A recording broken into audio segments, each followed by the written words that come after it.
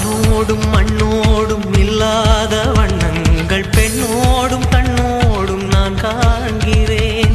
தாலாட்டில் இல்லாத சங்கீத சாரங்கள் பாராட்டும் உன் பாட்டில் நான் கேட்கிறேன். மழைத்துளி என்னதவம் தான் செய்ததோ மலர் கொண்ட மார்போடு தொட்டாடுதே.